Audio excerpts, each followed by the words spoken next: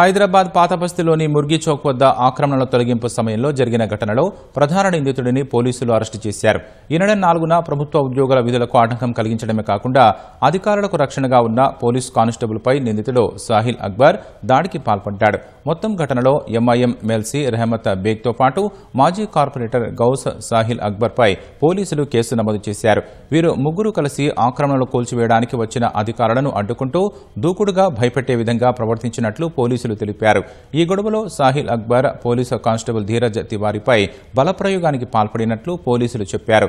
అసభ్య పదజాలంతో దూషించారన్నారు. ఈ మేరకు పోలీసులు కేసు నమోదు చేసి నిందితుడు సాహిల్ అక్బర్ను అరెస్టు చేశారు.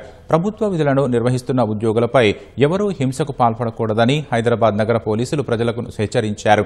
ఈ మేరకు పాతబస్తీలో జరిగిన ఘటనపై చర్యలు చేపట్టినట్లు సిపి సజ్జనార్ ఎక్స్లో పోస్టు చేశారు.